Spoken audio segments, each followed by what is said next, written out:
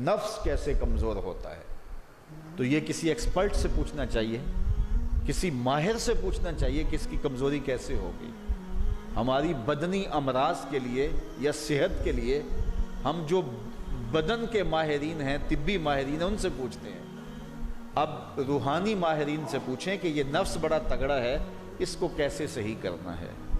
علامہ اقبال علیہ رحمہ جس شخص کو اپنا مرشد مانتے ہیں اور کہتے ہیں میری اندر کی بیماریوں کا علاج جس شخص نے کیا ہے وہ مولا جلال الدین رومی ہے۔ تو جلال الدین رومی ایک معالج کا پتہ دیتے ہیں۔ بعض بات ہمیں کوئی مسئلہ ہوتا ہے تو ہم کسی اپنے ڈاکٹر دوست سے پوچھتے ہیں کہ یار آپ کی نظر میں کون سا اچھا ڈاکٹر ہے جو ہمارے اس مرض کے لیے ہو، کہ ڈاکٹر آگے جس ڈاکٹر کا پتہ بتائے گا پھر وہ باکمال ہی ہوگا نا۔ تو عام آدمی تو ہو سکتا ہے کسی عطائی کا پتہ بتا دے، وہ کہتا ہے مجھے فلاں جگہ سے دم کروایا، مجھے اس سے دم آ گیا، تو ہم دم کروانے بھاگ جائیں گے۔ یہ ایسے ہی ہوتا ہے نا کہ لوگ وقت ضائع کر دیتے ہیں ان چکروں کے اندر اور بیماری کے منہ میں۔ وقتی طور پہ تھوڑا سا نفسیاتی طور پہ وہ ٹھنڈے ہو جاتے ہیں، جب انہیں کوئی دم شم ہو جاتا ہے تو وہ کہتے ہیں نا میں ٹھیک ہوں، لیکن بیماری اندر پھیلتی رہتی ہے، وہ ڈاکٹر کے پاس جاتے نہیں پراپر، اور پھر بیماری اتنی پھیل جاتی ہے پھر علاج نہیں ہوتا۔ تو جب وہ تھوڑا سا ان کو ریلیف ملتا ہے ان کے نفسیات کی وجہ سے تو وہ شور کرنے لگ جاتے ہیں میں بڑا بہتر ہو گیا ہوں، اور عورتیں کہتی ہیں پہنا میں تو ٹھیک ہی ہو گئی۔ تو وہ نتیجہ کیا ہوتا ہے کہ بیماریاں پھیلتی ہیں اور باقی لوگ بھی اس طرح چل پڑتے ہیں، تو یہ ایک عجیب رنگ اور عجیب ڈھنگ ہوتا ہے۔ تو یہ بات ذہن میں رکھیں کہ جب کسی بھی بیماری کے حوالے سے ماہر سے پوچھا جائے تو وہ صحیح مشورہ دے گا۔ عام آدمی اپنے انداز سے بات کرتے ہیں، تو کسی ڈاکٹر سے پوچھیں کہ جناب اس شعبے کا ڈاکٹر کیا، تو وہ صحیح ڈاکٹر بتائے گا۔ اب ماہر سے پوچھا گیا، ماہر بھی کون ہے؟ جس کو اقبال نے بھی اپنا مرشد مانا، اور اقبال نے جس کو اپنا مرشد مانا وہ مرشد ہی ہوگا نا۔ اللہ اکبر۔ تو وہ اقبال فرماتے ہیں ایک مرشد کا پتہ دیتے ہیں علامہ رومی کا، اور رومی آگے ایک مرشد کا پتہ دیتے ہیں۔ ہفت شہر عشق را عطار گشت ماں ہنوز اندر خمیں یک کوچام۔ شیخ فرید الدین عطار کے بارے میں حضرت رومی کہتے ہیں کہ یہ وہ شخص ہے کہ جو عشق کے ساتوں شہر گھوم چکا ہے، اور حضرت رومی کہتے ہیں کہ میں پہلے شہر کی پہلی گلی کے کونے پہ کھڑا ہوں۔ اب شیخ فرید الدین کس مرتبے کے شخص ہیں؟ تو ان سے پوچھئے کہ آپ ماہر ہیں، اقبال کا مرشد بھی آپ کی دہلیز پہ کھڑا ہے، تو آپ بتائیے یہ نفس کا علاج کیا ہو؟ تو شیخ فرید الدین فرماتے ہیں آؤ میں تمہیں بتاؤں اس نفس کا علاج کیسے کرنا ہے، چونکہ یہ نفس کا علاج ان لوگوں کے پاس ہے۔ باج فقیراں کسے نہیں ماریا، باہو ظالم چور اندر دا ہو، یہ ان لوگوں کا ہی کام ہے کہ اس کا علاج کریں۔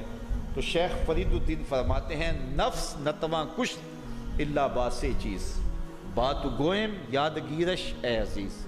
نفس نہیں مرتا، لیکن اگر تیرے پاس 3 اسلحے موجود ہیں تو پھر اس کو قابو کرنا مشکل بھی نہیں ہے۔ وہ 3 اسلحے کون سے ہیں ذرا سن لیجئے، اور اس نیت سے سنیے کہ ہم اس ماہ صیام میں اس پر عمل کریں گے اور اپنے نفس پہ قابو پانے کی کوشش کریں گے۔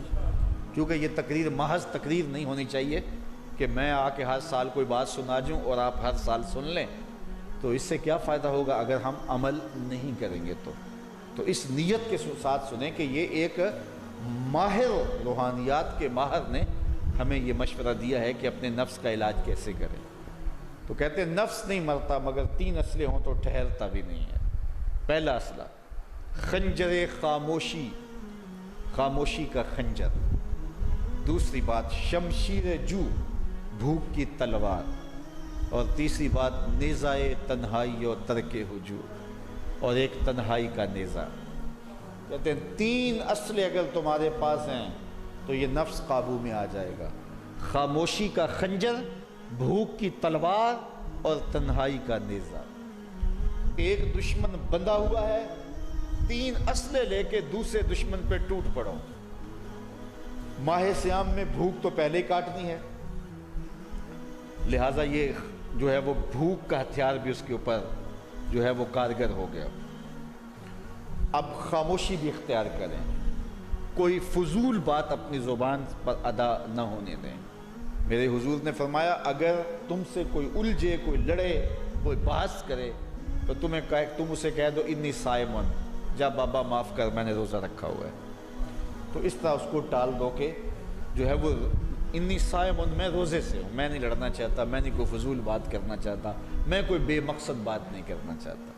لیکن فرمایا جو جھوٹ اور جھوٹے اقوال اور اعمال نہیں چھوڑتا ہے اس کے بھوکے اور پیاسا رہنے کی اللہ کو کوئی ضرورت نہیں ہے.